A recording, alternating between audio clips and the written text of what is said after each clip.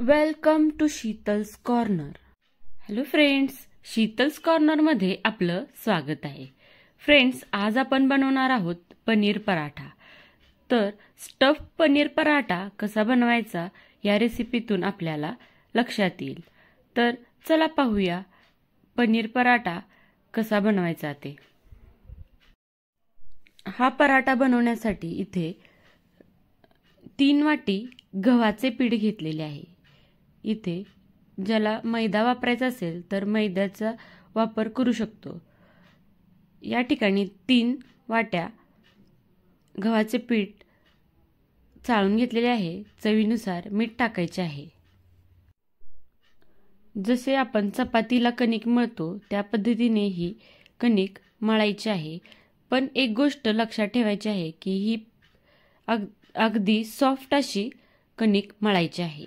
याच्या चिरा भेगा अशा काही पडल्या नाही पाहिजे. एकदम सॉफ्ट अशी कणिक मळून घ्यायची आहे.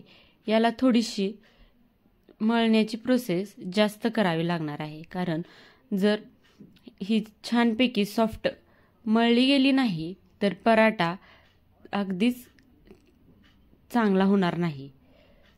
पूर्ण स्टफिंग बाहेर येऊ शकते. त्यामुळे अगदी व्यवस्थित ही कणिक मळून घ्यायची आहे. साधारणपणे अर्धा तास तरी ही कणिक छानपैकी भिजत ठेवायची आहे. मळून घेतानाच आधी चांगल्या प्रकारे ही कणिक सॉफ्ट करायची आहे, मळून घ्यायची आहे व्यवस्थित. अशा प्रकारे छानपैकी आपली कणिक मळून झालेली आहे. ती आता अर्धा तास छानपैकी भिजत ठेवायची आहे. एका डब्यामध्ये ही झाकून ठेवलेली आहे. आता आपण पनीरचे स्टफिंग कसे करायचे ते पाहूया. इथे मी 400 ग्राम इतके पनीर घेतलेले आहे. त्याच्यातील पूर्ण पाणी स्क्वीज करून घ्यायचं आहे, कारण पाणी पूर्णतः स्टफिंग बाहेर येऊ शकते पाण्यामुळे. त्यामुळे हे पाणी काढून टाकायचं आहे, कोरडे करायचं आहे आणि हे एक एक करून छानपैकी किसून घ्यायचं आहे. 400 ग्रॅम पनीरमध्ये आरामात 9 ते 10 इतके पराठे होतात. इथे मसाला करण्यासाठी अख्खे धणे घ्यायचे आहेत. इथे मी 2 ते 2.5 चमचे धणे घेतलेले आहे आणि 1 चमचा मिरे घेतलेले आहेत, काळे मिरे. हे आपल्याला किती तिखट हवे आहे त्यानुसार मिरे घालायचे आहे. इथे 1 चमचा पुरेसे आहे. हे मोठे मोठेच वाटून घ्यायचे आहे. ते आता करून घेतलेला मसाला आपण पनीरमध्ये टाकून घेणार आहोत. त्याचबरोबर आता आपण यामध्ये किसून घेतलेलं आलं यामध्ये अवश्य टाकायचं आहे व 2 चमचे मिरची पूड टाकायची आहे. ही तुमच्या आवडीनुसार कमी जास्त टाकू शकता. 1 चमचा मीठ टाकायचं आहे. तेही चवीनुसार आपल्याला हवे तेवढे टाकायचं आहे. त्याचबरोबर आता हे सर्व मिश्रण एकत्र करण्याच्या आधी 1 वाटी कोथिंबीर टाकायची आहे. कोथिंबीर टाकल्यानंतर 1 चीज क्यूब टाकलेला आहे. चीज क्यूब जर नसेल तर नाही टाकले तरी चालेल. आणि 2 मिरची यामध्ये चिरून टाकलेल्या आहेत.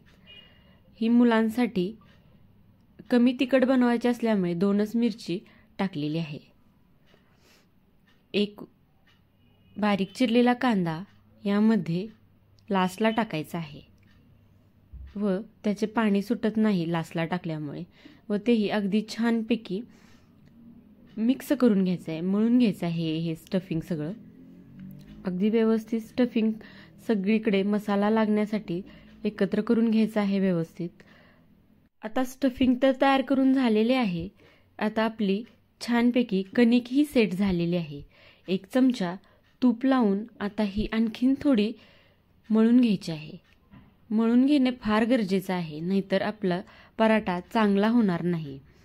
अगदी व्यवस्थित असे ही कणिक मळून घ्यायची आहे. बोटाने कणिक दाबल्यानंतर ती वर आली तर समजायची ही आपली कणिक छान तयार झालेली आहे. तर आता आपण हा उंडा तयार करून घ्यायचा आहे. ज्याप्रमाणे आपण पुरणाचा उंडा तयार करतो अगदी त्याच पद्धतीने हा भरायचा आहे। आता यामध्ये एक गोळा अशा प्रकारे करून घ्यायचा आहे व त्याच्यावर आपण गव्हाचे पीठ टाकून मध्ये थोडं जाड ठेवायचं आहे व त्याचे वाटीसारखा आकार करून त्यामध्ये पनीरचे स्टफिंग भरायचं आहे। वर जाड व मध्ये जाड ठेवायचं आहे व मधूनच पातळ करत यायचं आहे। असे केल्यामुळे स्टफिंग बाहेर येत नाही लाटताना। बरं का फ्रेंड्स, कणिक जास्त पातळही करायची नाही, नाहीतर आपला पराठा अगदीच चुकू शकतो। आता जेवढं जास्त आपल्याला स्टफिंग भरता येईल तेवढं भरायचं आहे। इथे त्याच आकाराचा पनीरचा गोळा स्टफिंगसाठी घेतलेला आहे। अगदी जेवढं पीठ आहे तेवढंच हे पनीरचं स्टफिंग घेतलेलं आहे। आता हा एवढा मोठा गोळा यामध्ये अगदी व्यवस्थित हळूहळू दाबत दाबत तो पूर्ण पीठ वरपर्यंत घेऊन यायचा आहे। अगदी छानपैकी हा उंडा तयार करायचा आहे। अगदी सॉफ्टली हँडल करायचा आहे, खूप जास्त दाबायचं नाही। आता हा आपला गोळा तयार झालेला आहे, तर कणकेमध्ये हा गोळा बुडवून घ्यायचा आहे। तर हा आपला गोळा तयार झालेला आहे लाटण्यासाठी। तर चला लाटून घेऊया। पनीर पराठा करत असताना हा लाटण्याआधी थोडासा दाबून घ्यायचा आहे। हा असा दाबल्यामुळे सगळीकडे स्टफिंग लागते। थोडंसं पीठ भरून टाकायचं आहे। पहा, आपला उंडा छान तयार झालेला आहे। अगदी कडेने अजिबातच पनीर बाहेर येताना दिसत नाही। थोडंसं लाटताना फाटू शकतो, पण त्याचा एवढा काही परिणाम होणार नाही। हळूहळू हे लाटायचं आहे, मध्ये अजिबात लाटायचं नाही। कडेकडेनच जास्ती करून हा लाटून घ्यायचा आहे। कणिक व्यवस्थित झाली तर पराठा खूप छान तयार होतो। पहा, आपला पराठा लाटून तयार झालेला आहे। आता आपण हा छानपैकी शेकून घेणार आहोत। अगदी कडेकडेने हा पराठा लाटून घ्यायचा आहे। तवा छानपैकी तापलेला आहे। आता हा पराठा यावर टाकून 2-3 वेळा हा पलटून घ्यायचा आहे। डायरेक्ट तूप तव्याला लावायचं नाही। हा कोरडा छानपैकी आधी भाजून घ्यायचा आहे। अशा प्रकारे भाजल्यामुळे पराठा छान क्रिस्पी होतो व त्याला पदरही छान सुटतो। आता याला बाजूने तूप सोडायचे आहे, म्हणजे हे पराठा छान फुलताना दिसतोय, आतून पदर सुटण्यास तयार होतं। आता हा आपला पराठा छानपैकी तयार झालेला आहे। अशा प्रकारे बाकीचेही पराठे बनवून घ्यायचे आहे। हाही पराठा 2-3 वेळा छानपैकी भाजून घेतलेला आहे व नंतर त्याच्या साईडला तूप सोडलेले आहे।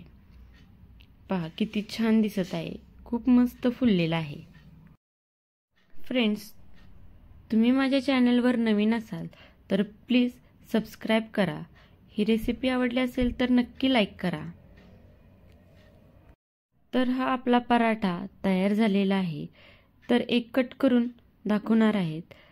तर त्याच्या कडा अशा छानपैकी कट करून घ्यायच्या आहेत। तर तुमच्या लक्षात येईल की पनीरचे स्टफिंग अगदी आतपर्यंत गेलेले आहे। थोडासा गरम असल्यामुळे हा पटकन कट करता येत नाही। पहा, खूप छान दिसत आहे। आपण पिझ्झा कटरनेही कट करू शकतो। पहा, अशा प्रकारे जर पिझ्झा सारखा पराठा कट केला तर मुलेही छान आवडीने खातील आणि हा सगळ्यात पौष्टिक असा पदार्थ तयार झालेला आहे। फ्रेंड्स, जर तुम्हाला हा पनीर पराठा आवडला असेल तर नक्की लाईक करा, इतरांनाही शेअर करा, कमेंट करा, सबस्क्राईब करा माझ्या चॅनलला। भेटू अशाच नवनवीन रेसिपीमध्ये। शेवटपर्यंत पाहिला त्याबद्दल थँक्यू। बाय।